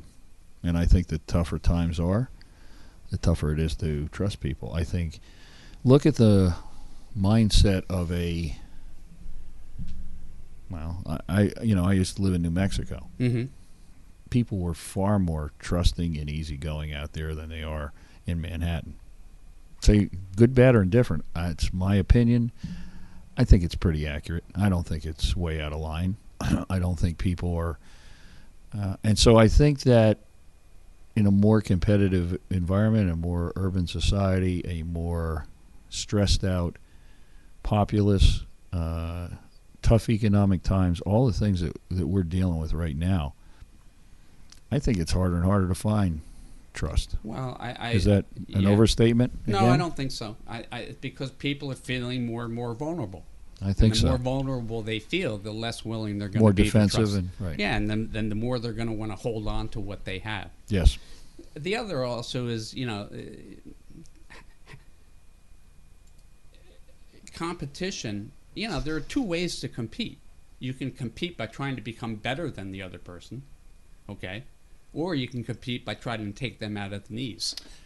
That's a very interesting point because it's become my opinion, in which I'm sure it's not novel, but we were always led to believe that the capitalist system was built on, the strong, competition in the most admirable ways. That is the best product, the cheapest price, the most efficient production model, the most egalitarian value system. Right. In fact, if you look at the Carnegies, the Mellons, the Chases, the Rockefellers, their idea of capitalism and how it's actually played out is to grab your competitor by the throat and choke the life out of them because then you come out on top. So that's competition with unbridled, unbridled competition with a baseball bat. Right. So I think that spills over in personal relationships too. I don't think it's may the best man win. It's may the strongest guy or the guy with the fastest draw. Well, it's like Darwinism, the manifest destiny and survival of the fittest kind and of all thing.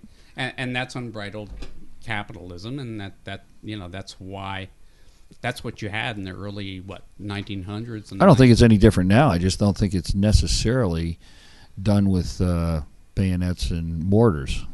Yeah, I don't.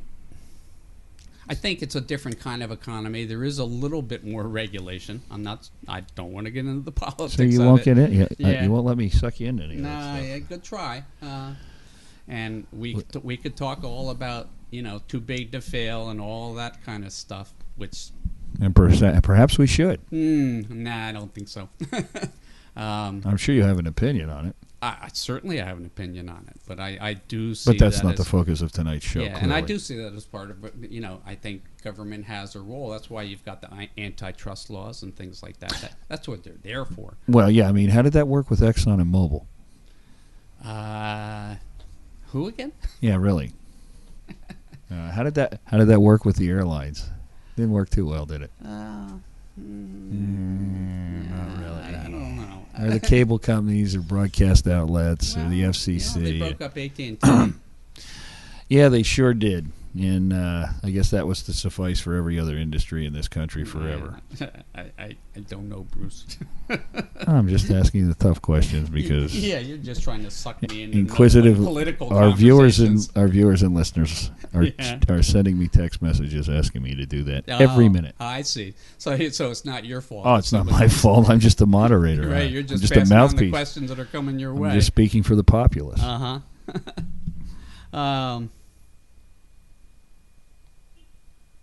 Now, going back to your question about, the degree of trust and when you encounter people, that you can and couldn't trust. The other thing is, how important is the relationship to you in your organization with regard to what it is that you're responsible for doing? Okay? If there are people that you can't trust, but what they do doesn't have a significant impact, then avoid them. Just stay as far away from them as you can, right?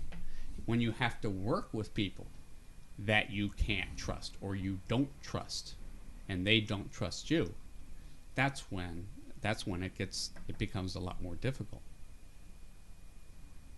Yeah, I think one of my failings, if I were to look at self-analysis, is I tend to trust people too soon Okay.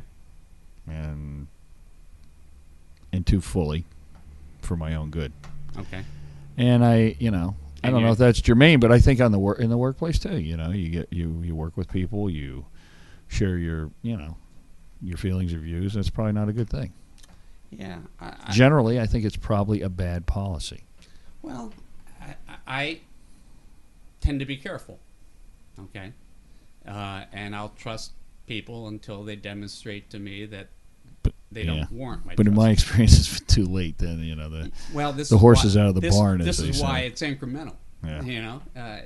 It's like sticking one toe in the water and see how the person responds when you make yourself vulnerable, right? Because if you're trusting them, you are making them yourself vulnerable. And well, that's a very good way to. Yeah, I mean, that's an interesting fact of what trust. The price is exacted from you for trusting someone. You're making yourself vulnerable. Yeah, you are. To the point you may put your job on the line. Could be. Could be. Could very well happen. Yeah. Yeah. And this So. is why, like I said before, most of the time, I mean, we've all had probably good enough bosses that we feel we could pretty much say anything to them and they actually wanted to hear what we had to say. But we've also had the other bosses who you knew darn well you had to be careful about what you said, right? I can remember doing a seminar a long time ago. I was leading a seminar at AT&T, and we were talking about communications and the issue of, to what degree could you talk to your boss the same way you talk to a coworker? Mm-hmm. And there was one very young person who said, I can absolutely talk to my boss the exact same way I can talk to a coworker, don't have to hold anything back.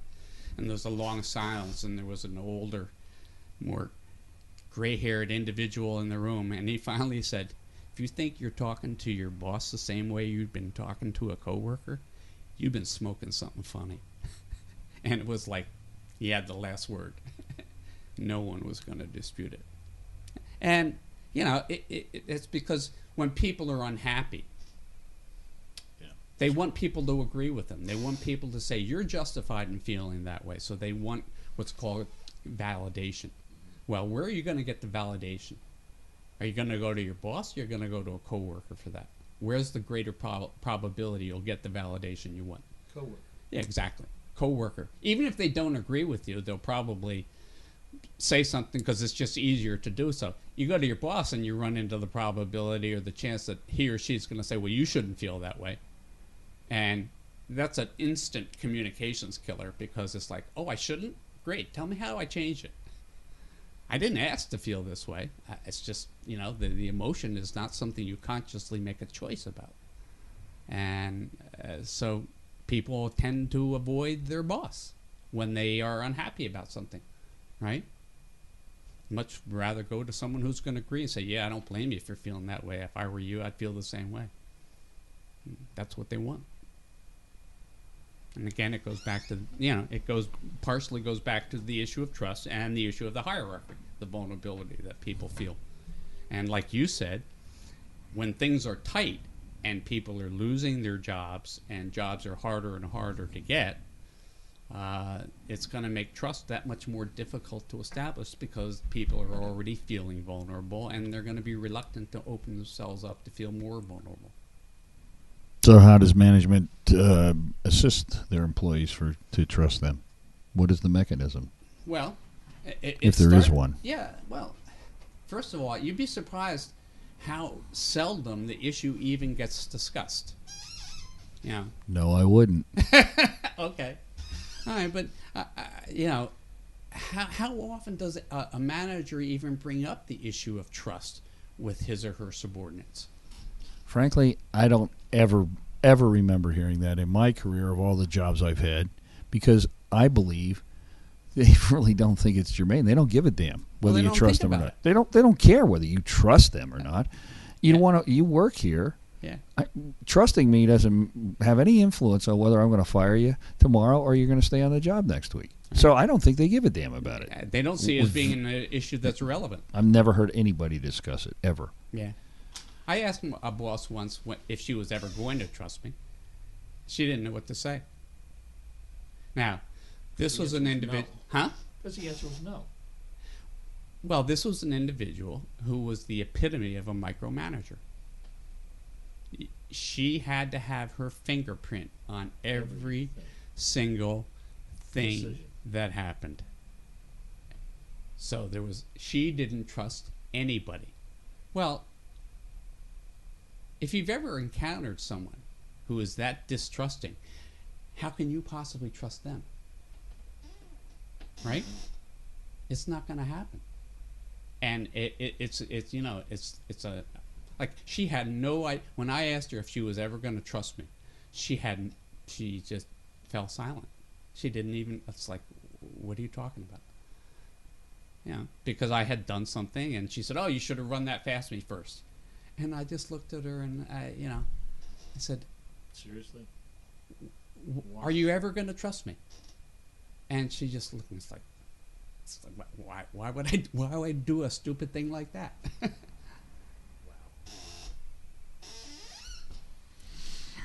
So what does that portend for the profitability of American businesses? Well, look, we've survived this long without a lot of trust within One could argue we're on borrowed time. Maybe we haven't survived. We just haven't taken our last breath as an economy. Well, you could make an argument that we have peaked and we are slowly slipping downward. A lot of people would maintain that's where we are now. I just don't sense working with a lot of major corporations, not small businesses, but having been with many small businesses, that I don't think we're working towards an enlightened workforce, a collegial, let's get everybody involved in the quality circles and improve the performance and solicit some ideas from the bottom, and let's develop. You never hear anybody talking about workforce development anymore at any level. Well, training and the engagement, the whole issue of the work that's being done around the issue of increasing employee engagement. That's real.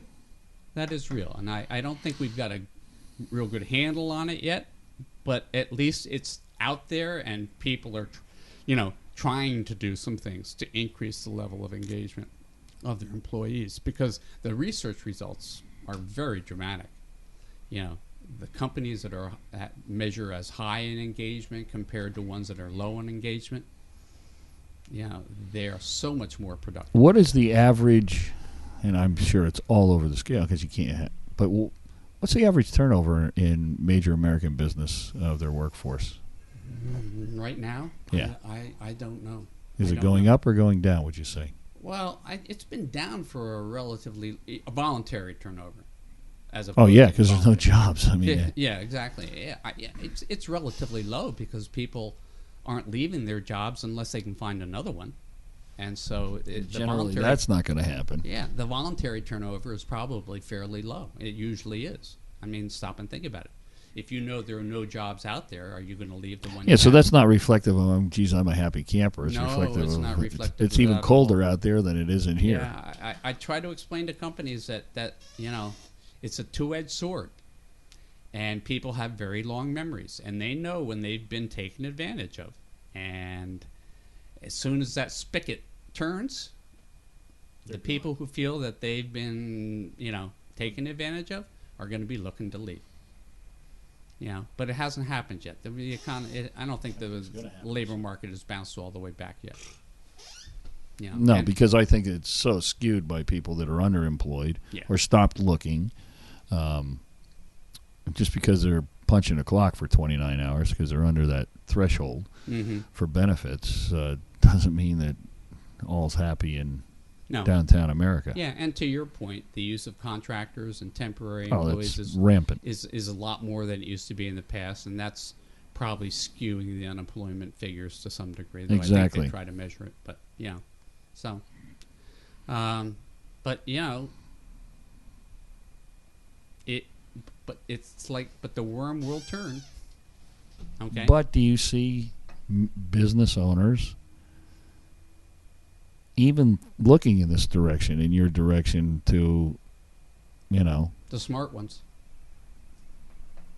so that hasn't gone away completely? No, the smart ones, because the smart ones realize that an engaged labor force, Is a huge benefit. it is It's an asset. It is a tremendous asset, and it's This is why I don't source of understand, competitive Dave, advantage. why they don't try to motivate the workers. Throw them a bone, whatever it takes to keep happy campers on the work floor than disgruntled workers.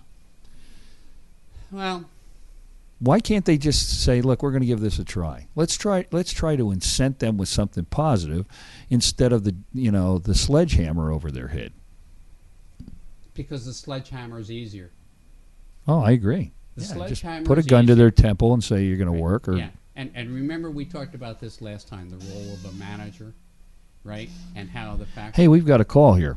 Let's take this call. Okay. Hello, caller. You're on the air. Yeah, I wonder if you could just talk a little bit about the importance of need to trust.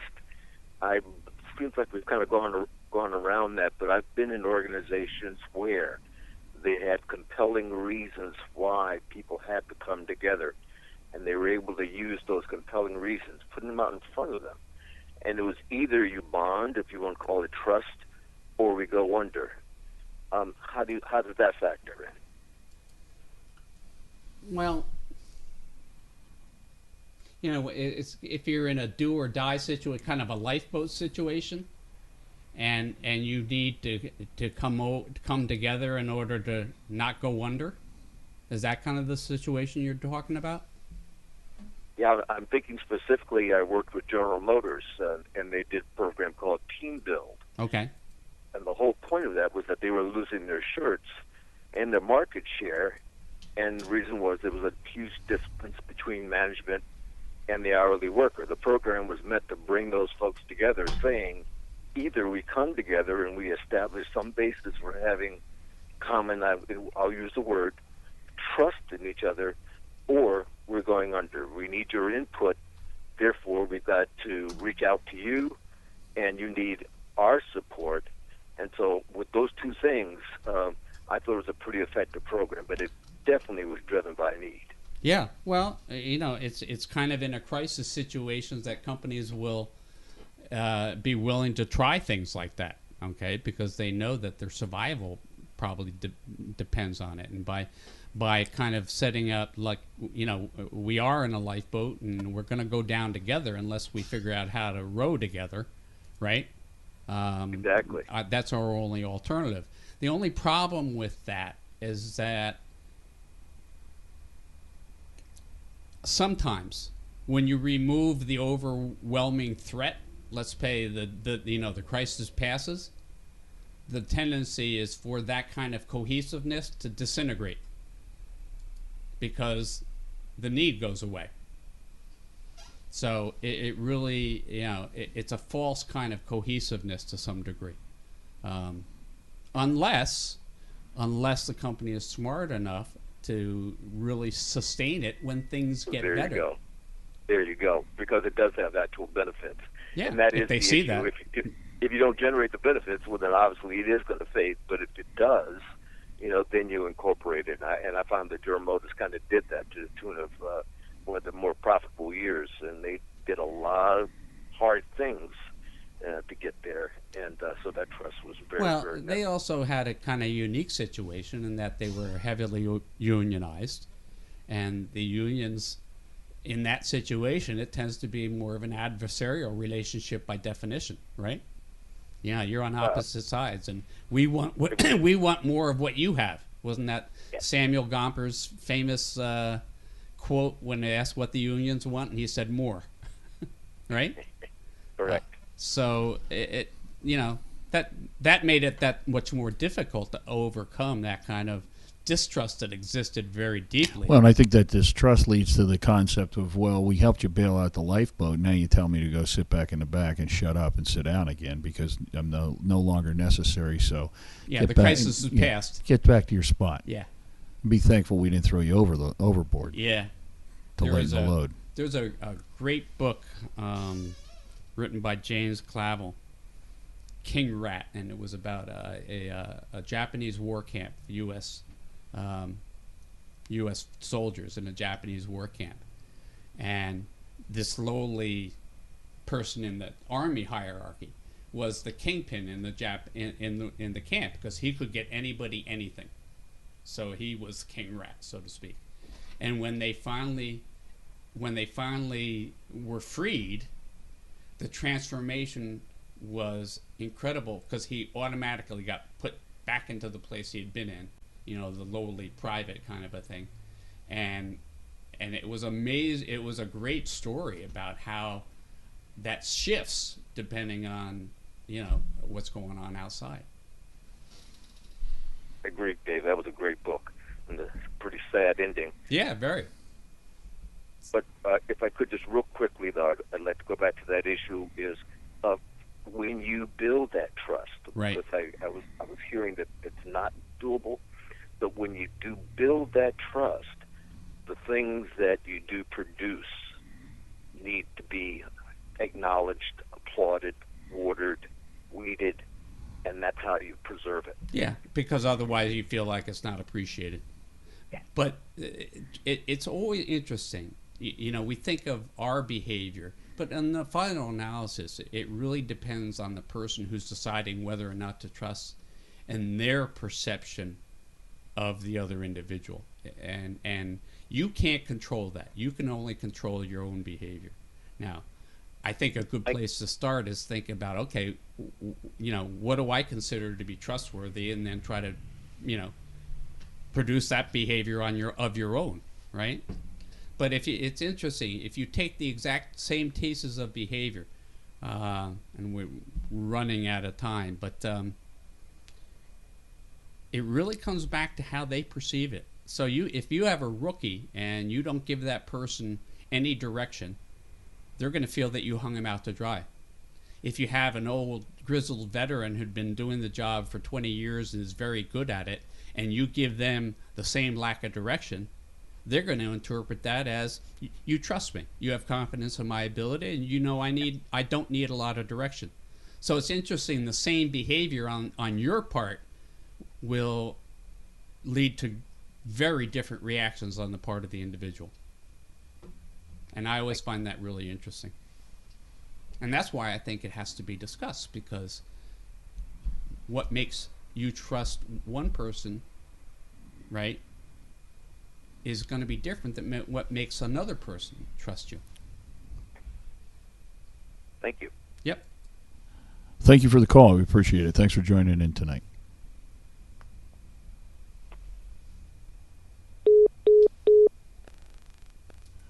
Well, David, we're about coming down to the end of the hour. Mm-hmm. So what I'd like to do, as we always do, is let you take a minute to tell people how to reach out to you if they would like to continue this conversation professionally with you.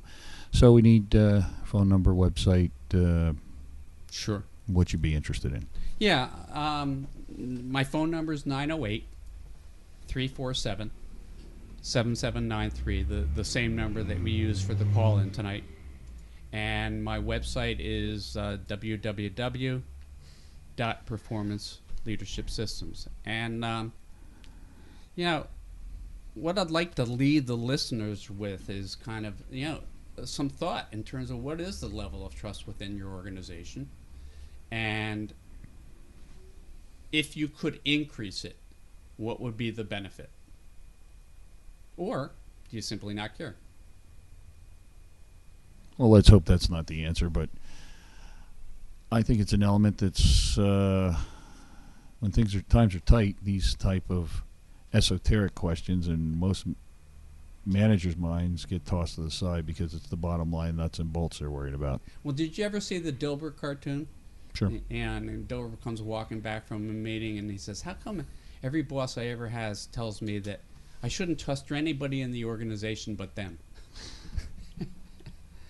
And that kind of works for me. yeah, but the problem is asking people to trust you or telling people that they can trust you. That's not going to really work.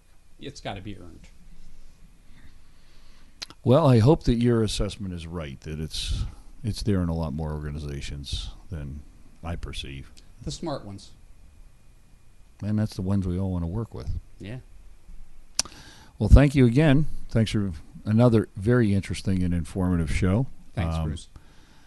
I hope that the listeners has gotten as much out of it as I have, and I hope that they contact you. Because if you have a small business or medium-sized business, an outside set of eyes with your expertise can go a long way to improve performance and profitability. Well, Because sometimes you can't see the forest for the trees, and that's nobody's fault except it's your perspective. well, you're just too close to it. Exactly. So you need a kind of a objective outside source to say, hey, take a look at this and evaluate it. Yeah. It's money well spent, and you've proven that many, many times over. So we thank you for being with us, Dave. We thank our listeners and viewers for being here at the Flemington Car and Truck Country Broadcast Center, and we are down on Main Street in Flemington, New Jersey. We'll be back next week. This is Bruce Pearson with you with David White from Performance Leadership Systems. Right? Yep. Get it right. You Okay. get it. You're perfect. In Port Murray, New Jersey. Yeah. That's correct. Thanks, folks. Have a good night. Be safe, and we'll see you next week. Same time here on the show. Bye-bye.